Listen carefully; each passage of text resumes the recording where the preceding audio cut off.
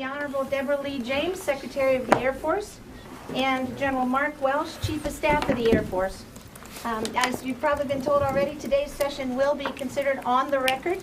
We'll start with opening remarks by Secretary James, then we'll follow with open Q&A, and then finishing the Q&A once the Secretary and the Chief are complete, then General Bunch, the Military Deputy to Air Force Acquisition, will remain behind to take some of your questions that are more in the detail area that I know you will have. So with that, ma'am, we'll open with your remarks. All right. Well, thank you, General Cook, and good afternoon, everybody. Thank you for joining us here this afternoon. A few days ago, I had the opportunity to attend a Women's History Month event on Capitol Hill. It was hosted by the First Lady and the Second Lady, and they honored not only all of the women veterans who have served, but also a real Air Force pioneer whose name is Brigadier General retired Wilma Vaught. She was the first woman comptroller to become a general officer, and she's also the recently retired president of the Women in the Military Service for America Memorial Foundation, otherwise known as WIMSA. WIMSA, if you haven't seen it, is the only major memorial that honors and tells the stories of our servicewomen and their contributions to the defense of our country.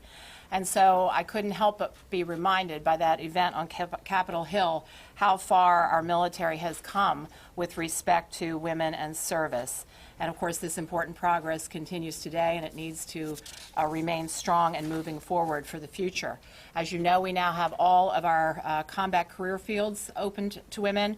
We have 2 female 4-star generals in the Air Force, and just last month, Miss Lisa Disbrow was confirmed as the Undersecretary of the Air Force, which I think marks the first time in history that one of our military services has been led in the 2 senior civilian posts by women.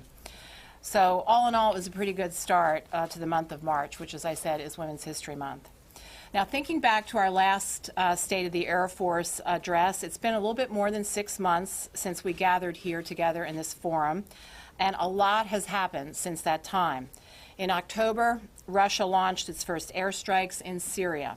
In November, Daesh terrorists attacked Paris again, as well as Lebanon, Mali, and here at home in San Bernardino. In January, China landed an aircraft on a newly built runway in the South China Sea, and then in February, they installed a surface-to-air missile system on Woody Island. And then a few weeks ago, North Korea tested a nuclear weapon. Meanwhile, in Afghanistan, the Taliban, al-Qaeda, Daesh, and other anti-government groups continue to conduct attacks, undermine security, and create challenges to the people and the government of Afghanistan as they work to develop a more secure and prosperous nation. And as I'm sure by now you have heard, on Saturday we conducted an airstrike in Somalia against an al-Shabaab training camp. This strike was in self-defense and in defense of our African Union mission in Somalia partners. We did use a mix of manned and unmanned platforms, and as more information is available, we will certainly be looking to provide it to you. But that is the only information I'm able to provide at this time. So the bottom line to all this is your Air Force has been extremely busy and extremely effective, and all of that is being accomplished with 200,000 fewer people than we had on active duty during the days of Desert Storm. We have continued the fight against Daesh. We're gaining momentum. In the past year, our coalition forces have upped the ante, flying more than 55,000 sorties in support of Operation Inherent Resolve, and that's a 3-fold increase of sorties as compared to 2014. So this is from strike aircraft like the F-16, the F-15, the A-10, the B-1s. They're deliberately and dynamically striking Daesh every day, enabling the Iraqi, Kurd, and Syrian partners to recapture territory. And then there's the ISR aircraft, like the MQ-1s and 9s, that are developing targets and striking them when they expose themselves. And then we have our KC-135s and our KC-10 refueling aircraft that are supporting this incredible daily sortie rate in both Iraq and Syria and really all around the world. There's more than 16,000 airmen deployed in the region, and they are working diligently to sustain these operations that I've described to you 7 days a week. Now, as you know, this persistent effort against Daesh is taking a toll on our aircraft, our readiness, and our airmen. And while we continue to meet the increased demands for combat air power, we must also modernize, maintain, upgrade our aircraft, take care of our people. And I want to now talk a little bit about the B-1. The B-1, as you may know, redeployed home from CENTCOM in January.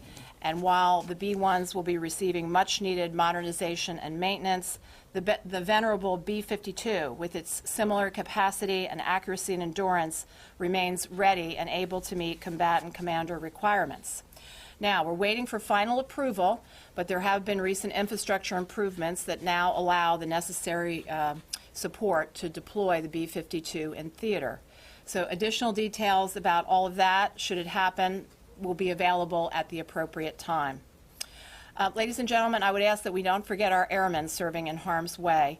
In these last 6 months since we last gathered, we lost 19 intrepid airmen, 8 of whom were due to enemy activity, and 2 of those were lost less than 48 hours after the last time we joined together for State of the Air Force. On August 26, 2015, most of us awoke surrounded by the comforts of home, but Captain Matt Rowland, and who was a Special Tactics Officer, and Staff Sergeant Forrest Sibley, a combat controller, woke up a world away in Afghanistan. And in a sickening twist of fate, at a Helmand Province checkpoint, 2 men camouflaged as soldiers opened fire on a U.S. vehicle, and we lost Matt and Forrest that day. In their combined 12 years of service, Matt and Forrest deployed 7 times. And in addition to the Purple Hearts, Forrest earned 5 Bronze Stars, including 1 for valor.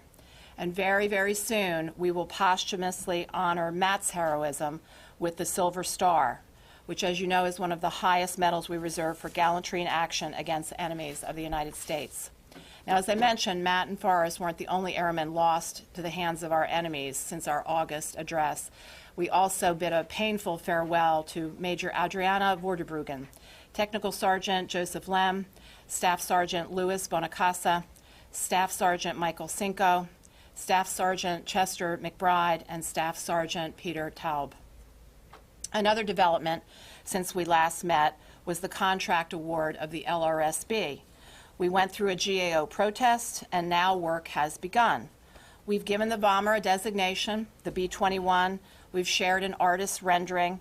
We've given a detailed acquisition approach explanation, and we've told you how we intend to hold down costs. And don't forget, we still need a name. Airmen and their families can now go to the Air Force Global Strike Command website, or they can link directly through af.mil and submit their ideas, as well as get more information on submission guidelines. Now, all of this is in the spirit of more transparency, even though this is and will remain a highly classified program, and will continue to be as transparent as possible going forward with, of course, the appropriate oversight, people in Congress being fully read in. So today I have a little bit more information I'd like to share with you on the B-21, specifically the 7 major contractor partners who will join Northrop Grumman in building the nation's bomber for the 21st century. These partners and the primary B-21 work locations are Pratt & Whitney, East Hartford, Connecticut; BAE Systems, Nashua, New Hampshire; GKN Aerospace, St. Louis, Missouri; Janicki Industries, Sedro-Woolley, Washington; Orbital ATK, Clearfield, Utah, and Dayton, Ohio; Rockwell Collins, Cedar Rapids, Iowa; and Spirit Aerosystems, Wichita, Kansas. Now, Pratt & Whitney, of course, is our engine provider. The other 6 will work on airframe or mission systems. And again, that is the totality of the information I'm able to share on this aspect at this time.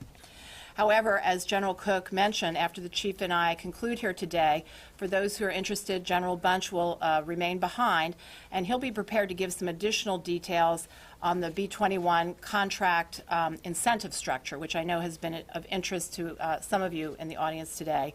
So Chief and I will defer those questions to General Bunch.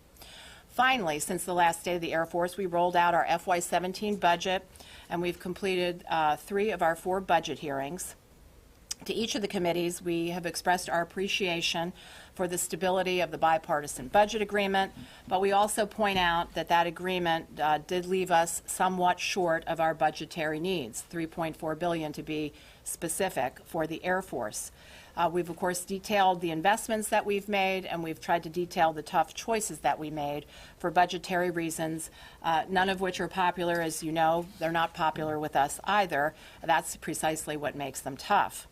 And, of course, we always remind Congress, please lift sequestration permanently so that we can do a better job across all three of our top priorities, which are taking care of people, striking the right balance between readiness and modernization, while always making every dollar count.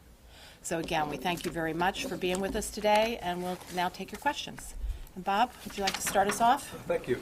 Madam Secretary, I have a question for you or either of you about the modernization of the nuclear force. A lot of those pieces belong to the Air Force, and one that critics have focused on seemingly lately is the long-range standoff weapon, the replacement for the air-launched cruise missile. Former Defense Secretary Perry, for example, has said that it's called for canceling it, of course, and he said that canceling it would not diminish deterrence. And I'm wondering if you would give your view on that, and more broadly, why it's needed, given all the other priorities and requirements and so forth that you just outlined. As you mentioned, Bob, the LRSO will be a replacement for an aging component, the ALCOM. It will fulfill a combatant commander requirement for a standoff capability, and so I believe it is very much needed for the future. And maybe the Chief can add more context. Yeah, the requirement, as you know, was established by U.S. Strategic Command and validated by the Joint Staff, and the service's jobs are to try and fill the needs of the combatant commanders. And so that's our place in this activity. I think the discussion of what can we afford over time in the nuclear recapitalization is a discussion that has to complete. I don't think it's complete yet. I think it's a fair question. I think we should be prepared to defend anything STRATCOM identifies as a requirement. So that's where we are right now. If I could follow very briefly, there have been criticism of this explanation, and that essentially it's a circular argument saying that it's needed because there's a requirement. But the question is, why is it required? Well, I think the logic actually is in the classified realm. A lot of the logic is, and that's why you haven't heard a lot of debate about it. But for example, if we don't have a capable penetrating bomber in sufficient numbers to conduct a major campaign, should that ever be required, you'd need to have a capable penetrating weapon to hit targets in that campaign. And so if you're the commander of STRATCOM, you probably want the capability to do both. And the types of targets, the range, et cetera, is really significantly important here. So I think that's why this requirements debate is very, very important to complete. We need to get that done. Madam Secretary, I want to ask you about the bomber and relations with Congress. You were on the House Armed Services Committee in the late 80s and into the 90s when both the B-1B and the B-2 that you had major battles with the HASC. You were not in acquisition. You were on personnel, but what lessons do you take away from the battles over the B-1 and the B-2 that brought opponents like John Kasich and Ron Dellums together to stop the B-2? What lessons coming forward do you want to avoid so that the oversight of the B-21 is a lot less contentious? And then I have a follow-up for General Welsh. Strategic Capabilities Office. What technologies are you eyeing that could be deployed maybe in the next 2 or 3 years? You talked about swarming the other day as a potential. They've talked about swarming drones. I'd like to get your thoughts on that. So back to my memories from that period of time on the House Armed Services Committee. For one thing, particularly with respect to the B-2, after the fall of the Warsaw Pact and the Soviet Union, I think there were many, many people who were questioning really where is the threat, and there was a perceived lack of a threat. Today with the B-21, I don't see it that way. I think it's quite a different environment, and I think there's quite a substantial recognition that we do have threats around the world, that we do need this capability. Another thing, my memory with the B-2 was that requirements changed, and when requirements changed, that in part drove cost increases. In the case of the B-21, we are having a very specific discipline to keep requirements stable, and this is the Chief Requirements Control Officer sitting right here to my left. So any proposed change in a requirement would have to go all the way to the Chief of Staff of the Air Force, and there haven't been any, at least not so far. So stable requirements is very different. Number three, when it came to the B-2, everything was new, meaning it was a new airframe. It was new components were going to go into that airframe, and the integration challenge was enormous. So it was the equivalent of a miracle a day had to transpire. In the case of the B-21, we do have a new airframe. Integration is always a challenge, but we are using mature technologies. So the risk is more bounded, I think. Number four, I think looking back on it, perhaps for the best of reasons, the B-2 remained in the shadows for too long. It remained classified, too many details remained classified too long. And as you've heard me say, in the case of the B-21, we're leaning forward and we're trying to be more transparent, and we're going to continue to do so. And then the fifth aspect I would give you is when the information was finally revealed on the B-2, there was sticker shock in terms of the dollars involved, and the dollars kept changing. So in our case, remember, cost has been built in from the very beginning, starting with Secretary Gates and the price point that he established right from the beginning, and we're going to keep tracking with that. We've budgeted to an independent cost estimate, which is higher than we believe we'll need, which will give us some margin there. And we have an incentive structure in the EMD phase, which requires the contractor to meet milestones and performance and cost parameters, and assuming those things happen, they get fee. If they don't, they will lose some or all of the fee, and it's backloaded to the point whereby they're incentivized to get through the EMD phase as soon as practical and not drag it out. Again, I think you can get some more information from General Bunch on that. So we think there's a lot of differences here, and we're very committed. It comes down to human beings, ultimately, to keep track of this, but we're committed. All right, and you're committed to give the so-called then-year dollar that the taxpayer pays this year and going forward, rather than the 2010 dollar that doesn't have a lot of relevance to most people? Well, this is where we have to keep working for more transparency and get to where we can talk more about the dollars. Fair enough. General? On whether Strategic Capabilities Office or anybody else, we're looking to find anybody who is interested in helping work on effects that we can create in the future. You mentioned swarming. Just as an example, one of the key components and attributes of military power is massing effects of some type. Swarming gives you the ability to mass ISR, to mass electronic attack, to mass effects from kinetic activity or non-kinetic activity. It also, in a service that's worried about capacity, because it does have quantity has a quality also in this business, it gives you the chance to create more capacity for less cost in some scenarios, in some capability areas. So anybody we can find who will work with us, we want to work with them. Thank you. Yes, sir. Hi, James Drew from Flight Global. Could I ask you both, I've got two questions. So one is about not selecting GE for the engine. So you've essentially locked in Pratt & Whitney to build the F135 engine for the F-35. That doesn't leave a lot of work around for GE. Are you worried about backing yourself into a corner with one engine supplier for your high-performance military engines? Secondly, you've just named a list of suppliers. Are you worried about cyber infiltration of those suppliers now that you've named them? People going after those contractors to try to get B-21 information? So I'll take the second part first. The companies are required to have protection plans in place, and what allows us to, tell you this today is those protection plans are in place. But of course, this is why these things remain in the classified world until we're able to reveal them, to make sure that those protection plans have been developed. These are always concerns, and this is always the balancing act that we go through between wanting to be more transparent but also wanting to protect very important data. And as to the first part of your question, we're comfortable with the choices and the strategy that we selected. Yes, please. Yes, John Greco inside the Air Force. You mentioned last week that you'd like to move that timeline ahead for the JSTARS recap, but that the risk still remains as far as radar integration.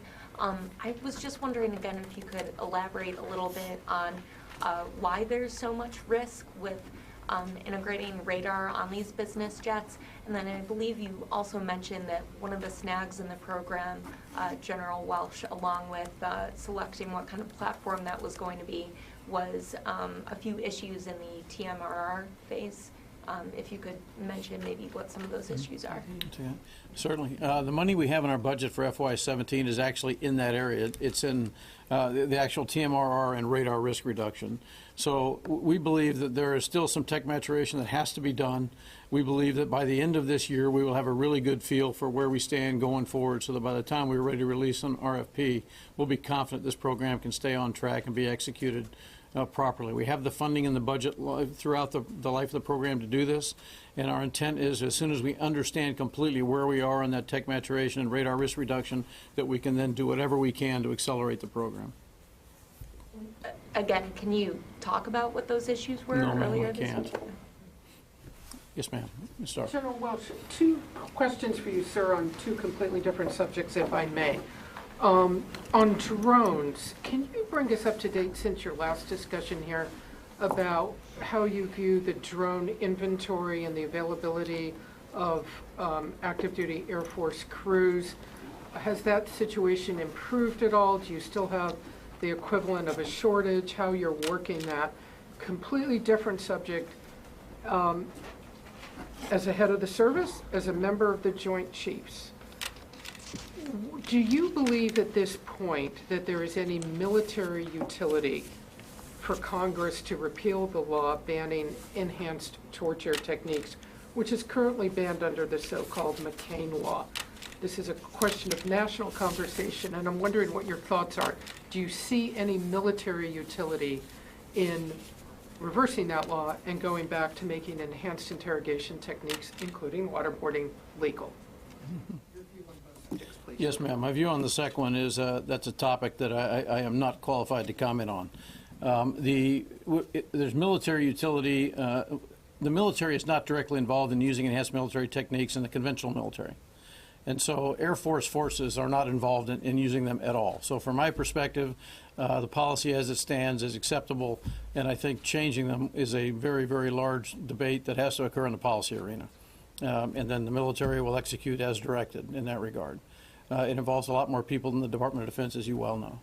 I think on the other side of the house, for the drone training and crews, the issues there have not changed. We have been making progress. We just started about a month and a half ago our first class of 24 pilots in a class, as opposed to previously it was always 12 per class. We expect that in FY17 we will train, or excuse me, in FY16 we will train about 334 remotely piloted aircraft pilots, attack pilots as we call them now. Those pilots will actually now, remember the past we were trained about 180. So we think we will break 300 this year, and we think by the end of 17 we'll be at 384. If we can get to 384, we will be making a big dent in the availability of pilots to fully man our crew force. Now, there's still all that other work to do, which is equally as important, getting the organizational structures right, expanding the basing, figuring out how to develop a new infrastructure. Another wing needs to stand up. We think we need to stand up a new disassociated operational group somewhere in the very near future so we can give another basing option to the folks in this career field. The career tracks need to be finalized. All those things are still working, but on the training pipeline, we're making progress. Is there any extent to which the actual missions, targeting and the carrying out of missions, are constrained or limited by the current force you have available? Are there times when the Air Force has to say, sorry, we just can't do it, we don't have the assets? Other than, no, right now, no. We are flying 60 caps. We are actually in the process of procuring aircraft to add 10 government-owned contract-operated caps to do ISR only. And this is one of the great things about our workforce in this mission area. They expand to meet the mission need. They work as hard as they need to get the job done, and that's been the problem for the last 8 years. They're working too hard. Their battle rhythm has been unlivable over time. We have got to get the manning right in this career field. We've got to get the organizational structure right. We've got to get the training right. We've got to make sure that this is a career field where people can excel and endure over the long haul and be very, very proud members of a professional mission area, because they deserve that. Come over here, Ismail. So Senator McCain has threatened to block the bomber because it's being procured using a cost-plus contracting structure. You've been to the Hill several times to defend the acquisition strategy, but McCain doesn't really seem to be backing down from what I've seen. So have you had reassurances from him that he won't block the bomber, maybe that we haven't seen in the press yet? And what more can you do to convince Capitol Hill to support the B-21?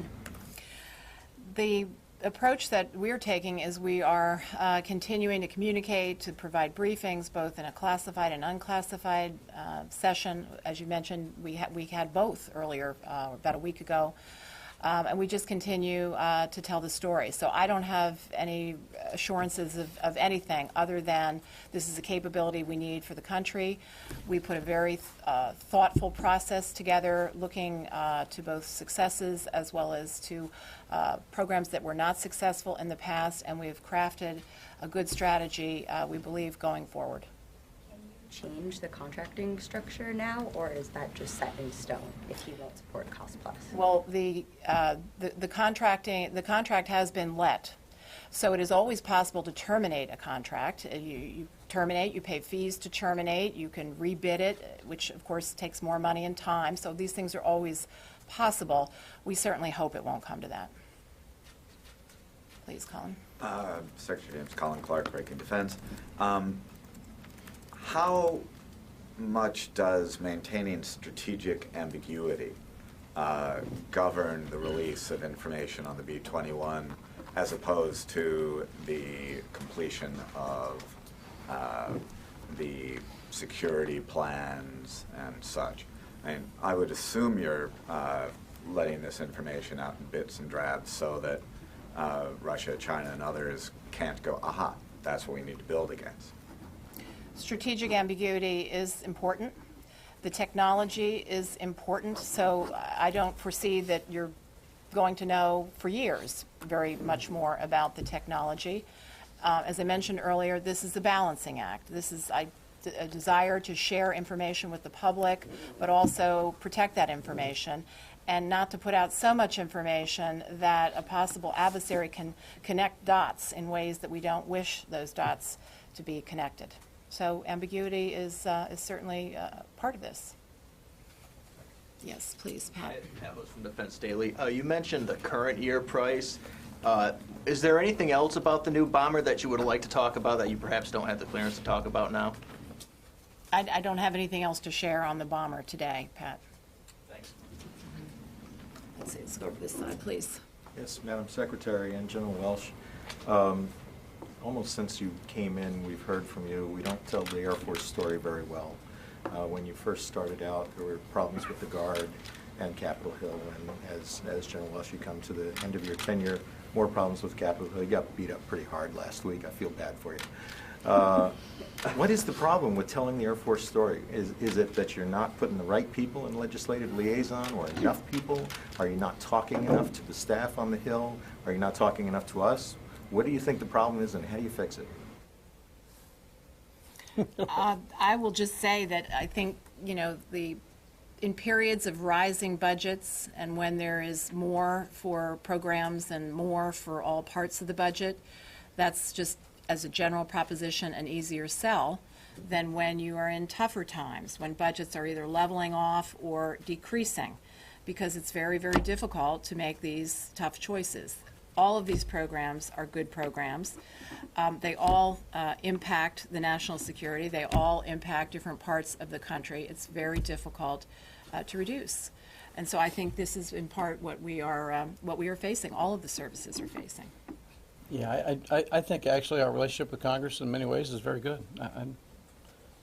I don't think there's a real problem overall that we see at all. Senator Graham was saying it seems to be always you guys, not the other services so much. Yeah, I do wish we had heard that in some form other than a hearing, because that's the first we'd heard that. So, but we'll keep working this. Every now and then it's good to remind myself that it's good to be more empathetic with my pets' chew toys.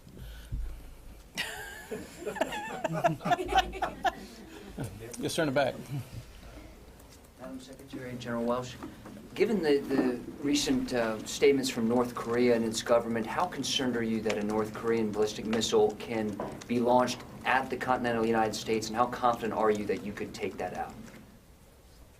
Well, certainly the actions of North Korea are very worrisome, which is why we have everything from our presence in the Pacific as a general proposition, why we have an alliance with South Korea, why we work very, very closely with them on our defense posture.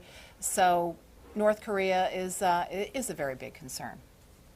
And the commander of U.S. Northern Command spends a lot of time worried about how we can be sure to take it out if they ever did develop the capability to combine a long-range missile with a warhead that was operable. Are they at that stage now? North Korea? I don't think they're at that stage yet. Just a follow-up.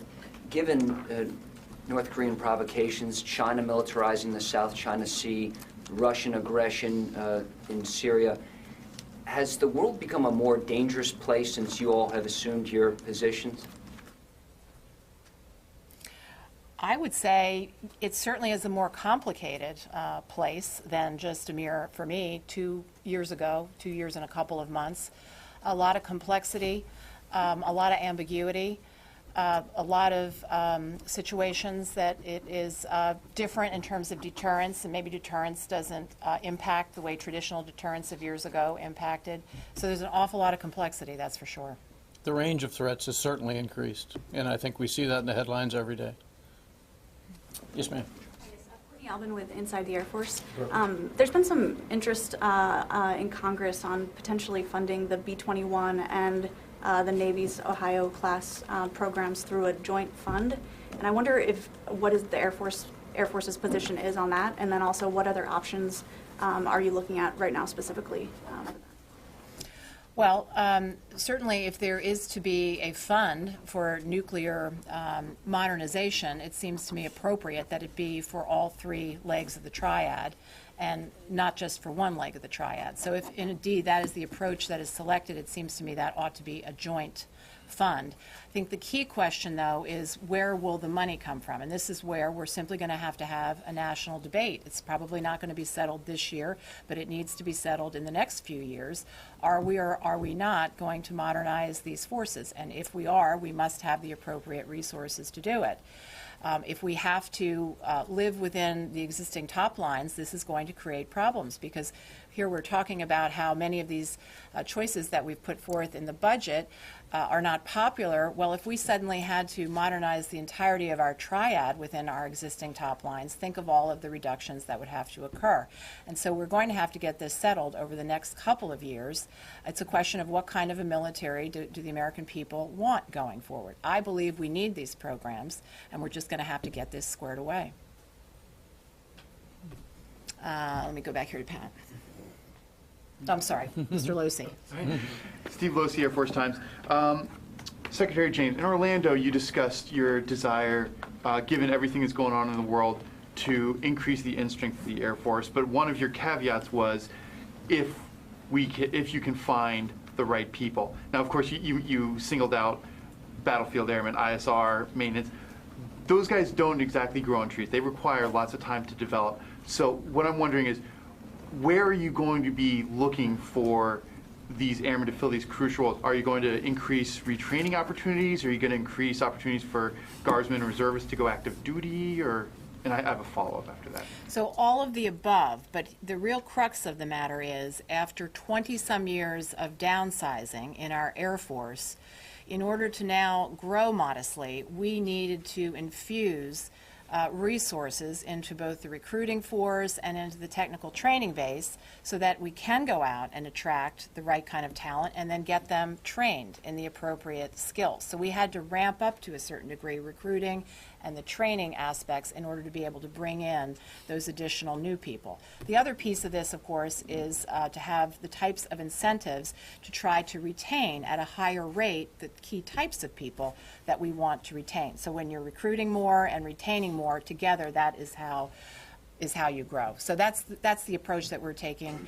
And again, we hope to reach that 317,000 number on the active duty side by the end of this fiscal year, FY16, and provided we can get that right talent between the retention and the recruiting aspect, we could grow some more, and I think we need to, in FY17, at which point we would go back and ask Congress to consider a reprogramming action. And my follow-up question, can you talk a little bit about the strain that some of those career fields you singled out are operating under with the pace of the fight against ISIS, etc. General Welsh mentioned the ISR a little bit, but can you talk a little bit more about some of these other career fields and what they're dealing with? A lot of these career fields are high demand, low density. One that we didn't mention a moment ago is the maintenance career field. So in the maintenance arena, because we have aging platforms and whatnot, the maintenance needs are going up. So we have thousands of maintainers in the force, but we actually need more maintainers going forward. And this is another focus area for us in the next few years. You know, with 6 fleets of airplanes now over 50 years old, 21 or so fleets over 25 years old, it just gets tougher to keep them flying, and we see that all over the Air Force. Our maintenance folks are working hard, and when they get undermanned and tired of this kind of work and retention rates start to drop, you've got to accelerate retention training to refill the pot. And we have time for 2 more questions. Okay, let's go over here to this gentleman. At the opening, you spoke about the attack in the strike in Somalia, and you said it was in self-defense. Could you just, I know you can't go into a lot of detail, but could you give us a sense of, why that was in self-defense? What was al-Shabaab planning to do, and why was it important to the United States to stop that? And General Welsh, today we had a promise from the White House for increased transparency on all these strikes that are taking place outside of areas of active hostilities. Could you speak just a little bit about the balancing act there, about providing transparency in places where there isn't an active conflict, an ongoing conflict? How difficult is that for the military to do? My understanding is that there was intelligence that this was a training camp and that these fighters would soon be embarking upon missions that would directly impact the U.S. and our partners. And so that is why it was a self-defense matter. But as to what that information was, this is what we simply cannot discuss. Yeah, the authorities to conduct the things outside areas of active hostility are beyond DoD authorities. So DoD personnel who are included in that activity really have no authority to discuss or become more transparent. So we just heard this from the White House as well, so we'll have to see what the details are and how this affects everybody inside the Department of Defense. I just don't know the answer yet. Okay, last question. Let's go to the back corner. For both of you, if you could focus a little bit more on drones. You said there were 60 caps now. You hope to have 10 more contractor caps for ISR. Give us a timetable when that will happen for the new ones. And with such a demand from all the combatant commanders and with a lot of talk of providing more caps for the Afghan troops during this fighting season, do you expect or hope or want to accelerate that? We'd like to get the government-owned contract-operated caps up as soon as we can. We're actually, in our budget this year, have been given approval to use OCO money to buy 24 more MQ-9s, which will help in this effort. There is also a decision in the department to go to 90 total caps. The Air Force will provide 70 of those. And so we will expand the ability to help the combatant commander and the Joint Force Commander using assets from the Army, contractors, and the Air Force. And we're trying to get there as fast as we can. I don't know the timeline for the Army. Another year to 18 months for the Air Force. I don't know the timeline for the Army. All right. Thank you. Thank you very much. Thank you. As we said before, now Lieutenant General Bunch will answer some questions on the B-21 if you'd like.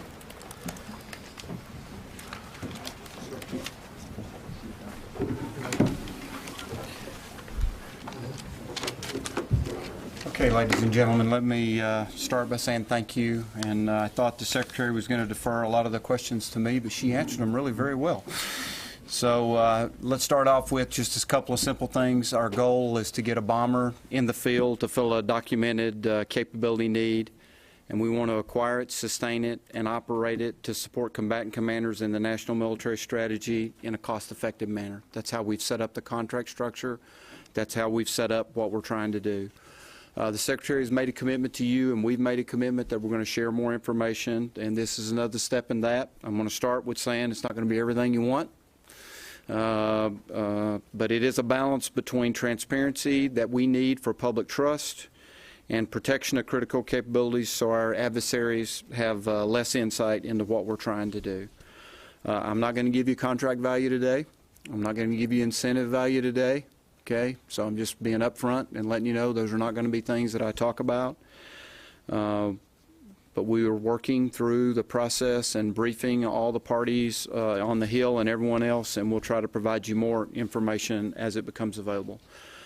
You've heard me talk about the program office estimates. You've heard me talk about our independent cost estimate and redistribution of funds. And you've heard me talk about the cost plus contract. I'll take any questions you want in those areas in just a minute. So let me finish up. I've also talked about why this is different than previous contract types. The Secretary stepped through a lot of different things there that are right on track with what we're doing. I am going to take just a minute to go a little more into the incentive structure that we have on the contract, because a lot of people have asked about that. There are two components in the incentive structure for the contract. One of those is cost, and one of those is performance. And the performance piece is really based on schedule. And the contractor, the way we've structured the incentives, must focus on both of those throughout the program in order to capture the amount of incentive fee which turns into profit for the company. The schedule incentive is actually the more heavily weighted of the two. It is more focused on schedule. And that schedule incentive is not just based on, it's based on meeting event dates, and it's based on delivering capabilities and meeting requirements, not just getting to a date. If the contractor doesn't meet it on the expected date or the set date, then the incentive fee or the profit goes down until it goes to zero. That's the way that it's structured. But the next schedule incentive date is still out there on the calendar, and they have to march to that date. So it is definitely incentivized to meet those criteria and deliver on those capabilities across the whole program. Additionally, the schedule incentives increase toward the end of the program. So the contractor must and more heavily weighted toward the end of the EMD effort. So the fee early on the schedule piece will be lower. It'll be dramatically larger as we get more toward the end and we start really trying to deliver the aircraft and we start doing the test program. If Northrop executes to the proposed cost and schedule, they'll earn all of the incentive. And there's various different formulas that go in there into the equation. But that's generally to give you an idea. It is cost, it is schedule. Schedule is the heavier weighted of the two, and the schedule is more toward the end. So when I've said before it's back-end loaded, it's delivering capabilities and meeting the requirements in the end. Again, we'll share more information with you as we go forward as we can, and we're going to continue to be transparent with Congress as we have since the program started. We will continue to share information and work with them. And with that, I'll open it up. Yes, ma'am. You were trying early. Thank you, General Bunch. Sandra Irwin with National Defense Magazine. I wanted to ask you about the thinking on why this is not a fixed price contract. In the tanker, we're hearing that Boeing is absorbing like $1 billion in losses under the fixed price contract, which makes people think, why wouldn't you want to do that with a bomber and just have the company take all the hits initially in the EMD? So what is the thinking behind that? Yes, ma'am. Our thinking on that, and the KC-46 is the program that many people focus in on right now because that's our big EMD effort that we have going on. The KC-46 is, in my mind, completely different than the bomber. The KC-46 is a derivative aircraft off of a commercial line that was already hot. They were already producing 767s, and they had to do a derivative of that to be able to provide it as a tanker. Boeing is able to keep a commercial line open so that they can continue to do commercial sales, and Boeing has the opportunity with the KC-46 to be able to do foreign military sales. On the case of a B-21, which is you do not have the possibility of commercial sales. You do not at this time, or nor do we anticipate the ability to do foreign military sales. You're building an aircraft that has never been built before, and you are integrating, yes, mature technologies, but you still have to integrate those into a never-before-built platform. When we got into the discussions about contract type, there were multiple factors that were weighed out and multiple discussions about contract types, but the Milestone Decision Authority at that point decided that a cost-plus contract based on the risk was the more appropriate. And again, the risk predominantly is technical, and the other risk is the ability or desire of the contractor to continue to perform in the event they get into a loss situation where they can make it up through other means. Secretary, when Tony asked about the lessons from the B2, she said one of the lessons is that this program is technologically more mature and that the risk is much lower. But you're saying that there is quite a bit of risk. And no, that's not exactly what I said, ma'am. So she did say that, and she was correct. I was a B2 test pilot, so I can relate back to what we were trying to do at that time frame, and there was more risk involved. We still have risk here, but the risk I do not equate to the same level of risk we had in the B2 program.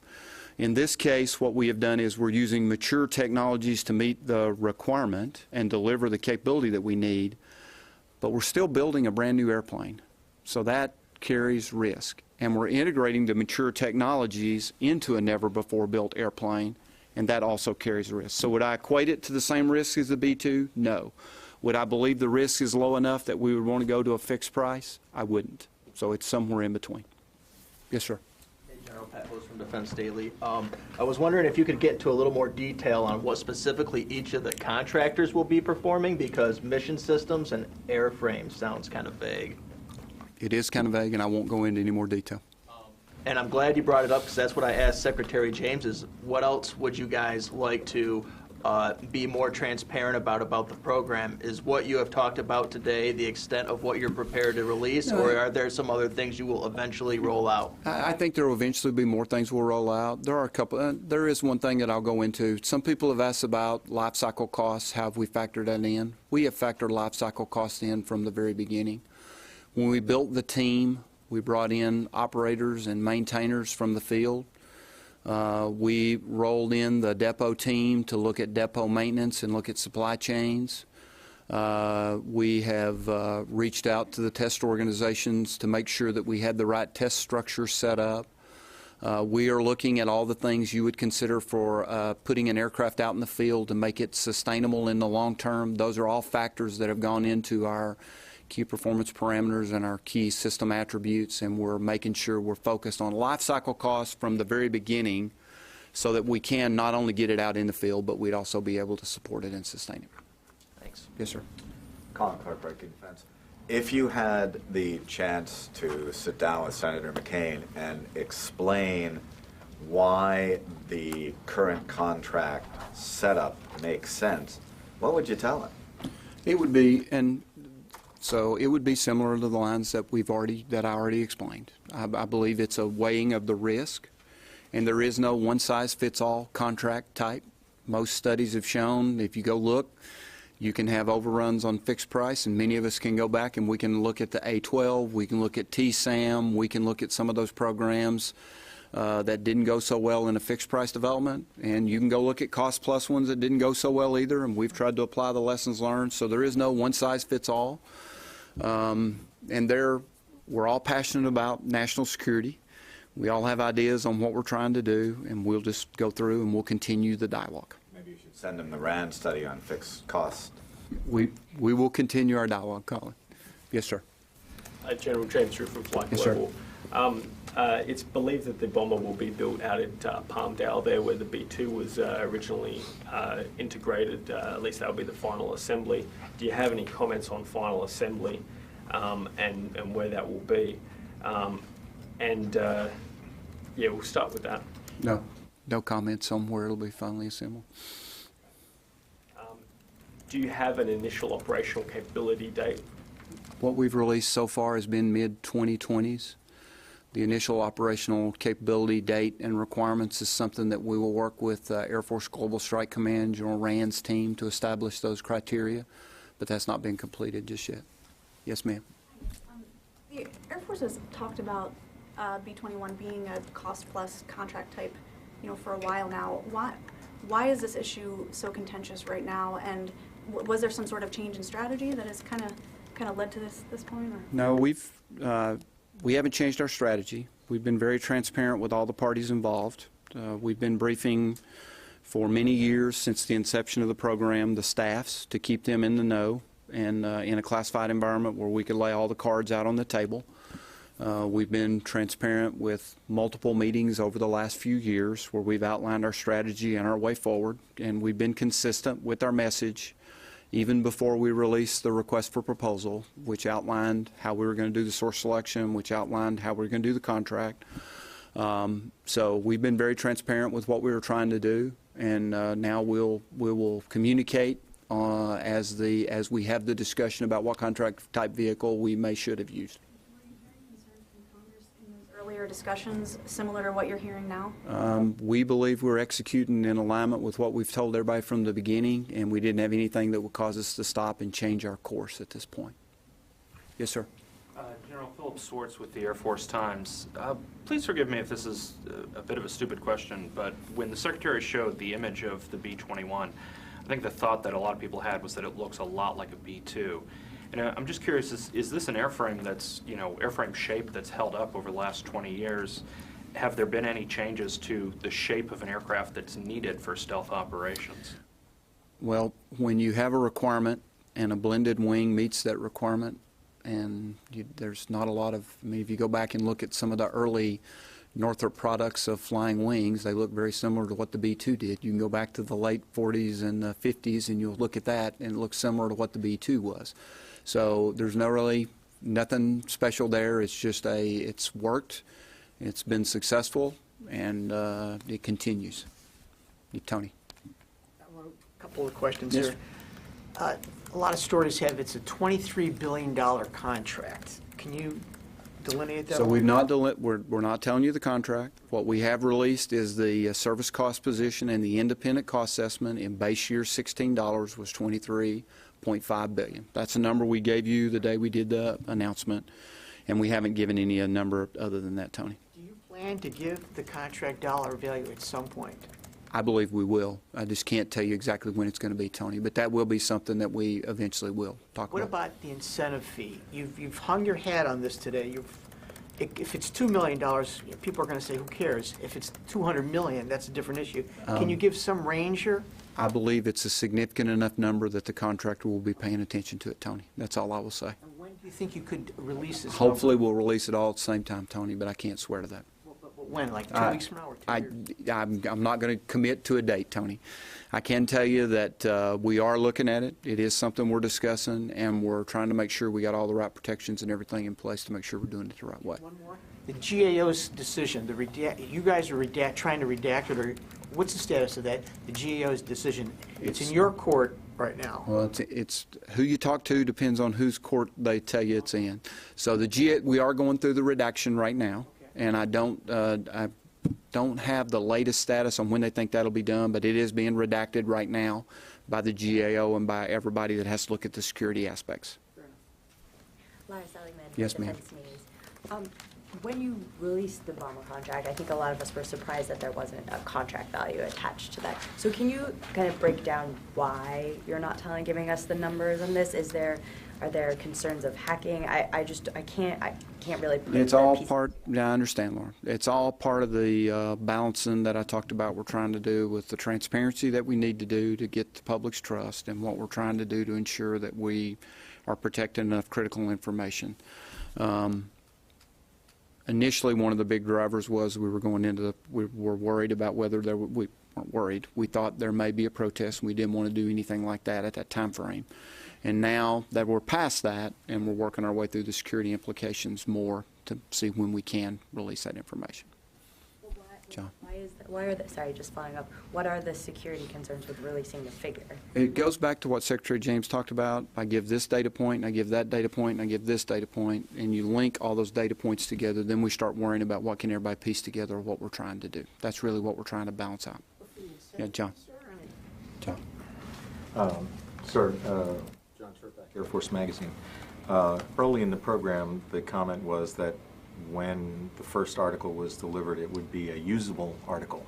Is that still yes, sir. The plan? And the second question, Dr. LaPlante used to say that in order to avoid some of the pitfalls with the B-2 and F-22, there would not be a big ramp up. It would be a slow and steady, maybe a small number per year. Is that still the plan? Yeah, we factored in the APUC value, which we gave you before, and made that fit within the Air Force. We tried to make it at a quantity that if the budget went up or down, we could still fit it within the Air Force TOA. That was a focus item of what we were looking at, so that we didn't expect to go to huge economic order quantities where we had to get tons of money that would tie us up. So we're actually factoring that into the longer term so that we can have a stable production.